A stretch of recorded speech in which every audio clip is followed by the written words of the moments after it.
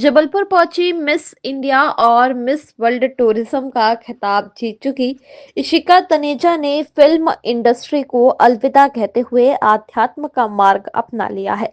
इशिका ने शारदा मठ द्वारका के शंकराचार्य सदानंद सरस्वती से गुरु दीक्षा ली है। उन्होंने कहा कि नेम और फेम के बावजूद जीवन अधूरा लग रहा था। इस मौके पर पूर्व मिस वर्ल्ड इशिका तनेजा ने कहा कि मुझे शंकराचार्य जी से आदेश मिला था कि जब वह जबलपुर पहुंचेंगी तो वहां पर उनकी गुरु दीक्षा की जाएगी।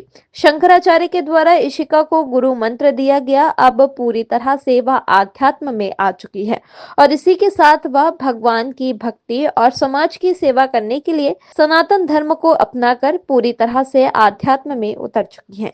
इशिका ने बताया कि फिल्म इंडस्ट्री में सुख शांति नहीं है और ओटीटी के बाद इंडस्ट्री की दिशा बदल गई है। उन्होंने कहा कि रियल लाइफ को सुंदर बनाना ज्यादा जरूरी है और अब उनका उद्देश्य धर्म और समाज सेवा है। रील की बजाय रियल लाइफ में जीने की अपील के साथ उन्होंने अपने जीवन की नई शुरुआत की है।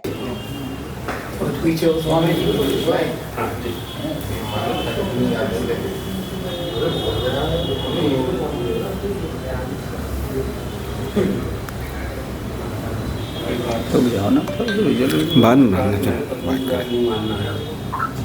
पूजा पाठ करो।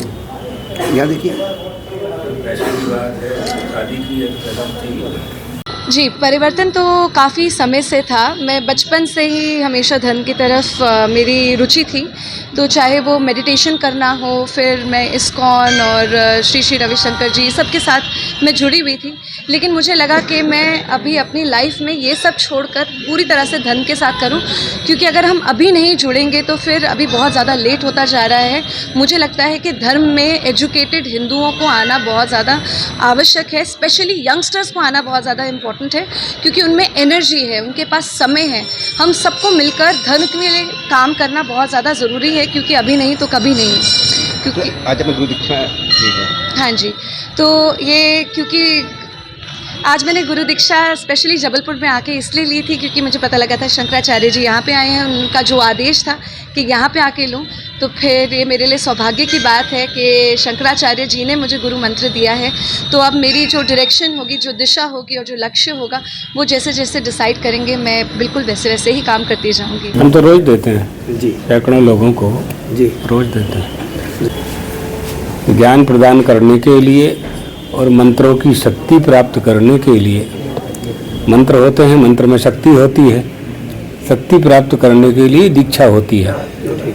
साधक को उन मंत्रों का आश्रय लेकर के आराधना करनी होती है और जो मंत्र दिया जाता है वो उनका इष्टदेव होता है। तो उसकी उपासना उनको करना चाहिए। जो दीक्षा लेते हैं वो उपासना करेंगे तो शक्ति का संचय होगा। शक्ति का संचय होगा तो वह शक्ति उनके काम आएगी। संसार के सारे पदार्थ आपके पास हैं, सारे संसाधन आपके पास हैं।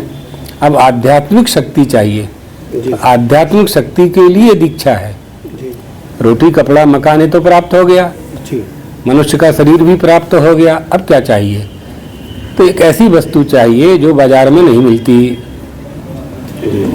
जो खरीदने से नहीं मिलती, व्यापार से नहीं मिलती, वो दीक्षा से मिलती है। उनका नामकरण तो पहले ही से है जी। नाम पहले से है, उनका नामकरण हमने नहीं किया।